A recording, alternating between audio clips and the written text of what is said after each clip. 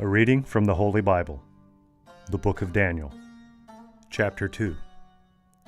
And in the 2nd year of the reign of Nebuchadnezzar, Nebuchadnezzar dreamed dreams wherein his spirit was troubled, and his sleep brake from him. Then the king commanded to call the magicians, and the astrologers, and the sorcerers, and the Chaldeans, for to show the king his dreams. So they came and stood before the king. And the king said unto them, I have dreamed a dream, and my spirit was troubled to know the dream. Then spake the Chaldeans to the king in Syriac, O king, live forever. Tell thy servants the dream, and we will show thee the interpretation.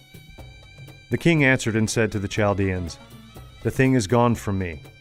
If ye will not make it known unto me with the interpretation thereof, ye shall be cut in pieces, and your houses shall be made dunghill. If ye show me the dream and the interpretation thereof, ye shall receive of me gifts and rewards of great honor. Therefore, show me the dream, and the interpretation thereof. They answered again and said, Let the king tell his servants the dream, and we will show the interpretation of it. The king answered and said, I know of certainty that ye will gain the time, because ye see the thing is gone from me. But if ye will not make known unto me the dream, there is but one decree for you. For ye have prepared lying and corrupt words to speak before me, till the time be changed. Therefore tell me the dream, and I shall know that ye can show me the interpretation thereof. The Chaldeans answered before the king and said, There is not a man upon the earth that can show the king's matter. Therefore there is no king, lord, nor ruler that asks such things at any magician, or astrologer, or Chaldean. And it is a rare thing that the king requireth, and there is none other that can show it before the king, except the gods, whose dwelling is not with flesh. For this cause the king was angry and very furious, and commanded to destroy all the wise men of Babylon. And the decree went forth that the wise men should be slain, and they sought Daniel and his fellows to be slain. Then Daniel answered with the counsel of wisdom to Arioch, the captain of the king's guard, which was gone forth to slay the wise men of Babylon. He answered and said to Arioch, the king's captain, Why is the decree so hasty from the king? Then Arioch made the thing known to Daniel. Then Daniel went in, and desired of the king that he would give him time, and that he would show the king the interpretation.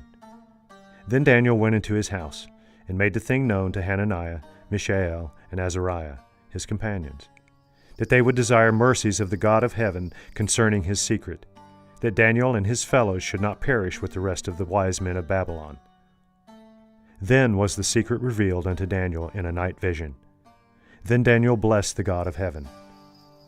Daniel answered and said, Blessed be the name of God forever and ever, for wisdom and might are his. And he changeth the times and the seasons. He removeth kings and setteth up kings. He giveth wisdom unto the wise, and knowledge to them that know understanding. He revealeth the deep and secret things. He knoweth what is in the darkness, and the light dwelleth within him. I thank thee, praise thee, O thou God of my fathers, who hast given me wisdom and might, and hast made known unto me what we desired of thee. For thou hast now made known unto us the king's matter. Therefore Daniel went unto Arioch, whom the king had ordained to destroy the wise men of Babylon. He went and said thus unto him, Destroy not the wise men of Babylon. Bring me in before the king, and I will show unto the king the interpretation. Then Arioch brought in Daniel before the king in haste, and said thus unto him, I have found a man of the captives of Judah, that will make known unto the king the interpretation.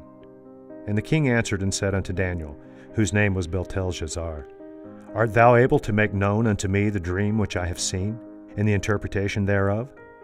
Daniel answered in the presence of the king and said, The secret which the king hath demanded cannot the wise men, the astrologers, the magicians, the soothsayers show unto the king.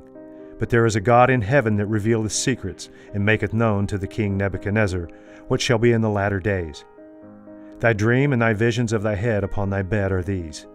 As for thee, O king, thy thoughts come into thy mind upon thy bed, what should come to pass hereafter. And he that revealeth secrets maketh known to thee what shall come to pass.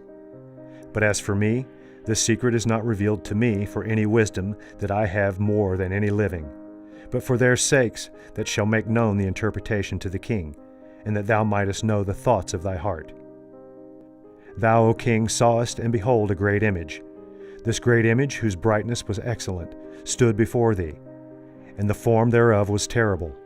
The image's head was of fine gold, his breast and his arms of silver, his belly and his thighs of brass, his legs of iron, his feet part of iron and part of clay. Thou sawest till that a stone was cut out without hands, which smote the image upon his feet that were of iron and clay, and brake them into pieces.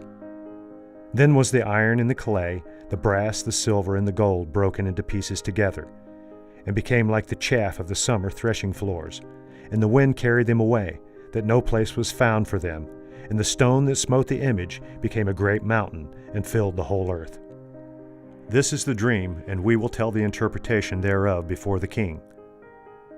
Thou, O king, art a king of kings, for the God of heaven hath given thee a kingdom, power, strength, and glory. And wheresoever the children of man dwell, the beasts of the field and the fowls of the heaven hath he given unto thy hand, and hath made thee ruler over them all. Thou art his head of gold. And after thee shall arise another kingdom, inferior to thee, and another third kingdom of brass, which shall bear rule over all the earth. And the fourth kingdom shall be strong as iron, for as much as iron breaketh into pieces, and subdueth all things, and as iron that breaketh all these, shall it break in pieces and bruise. And whereas thou sawest the feet and toes, part of potter's clay, and part of iron, the kingdom shall be divided, but there shall be in it of the strength of the iron, for as much as thou sawest the iron mixed with the miry clay. And as the toes of the feet were part of iron, and part of clay, so the kingdom shall be partly strong, and partly broken. And whereas thou sawest iron mixed with the miry clay, they shall mingle themselves with the seed of men, but they shall not cleave one to another, even as iron is not mixed with clay. And in the days of these kings shall the God of heaven set up a kingdom, which shall never be destroyed, and the kingdom shall not be left to other people, but it shall break in pieces and consume all these kingdoms, and it shall stand forever.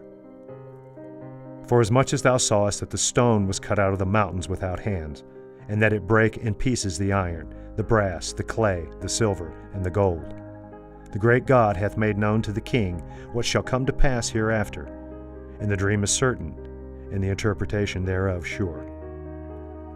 Then the king Nebuchadnezzar fell upon his face and worshipped Daniel, and commanded that they should offer an oblation and sweet odors unto him.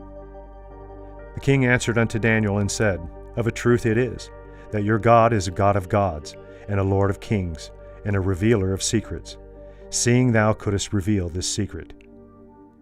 Then the king made Daniel a great man, and gave him many great gifts, and made him ruler over the whole province of Babylon, and chief of the governors over all the wise men of Babylon. Then Daniel requested of the king, and he set Shadrach, Meshach, and Abednego over the affairs of the province of Babylon. But Daniel sat in the gate of the king.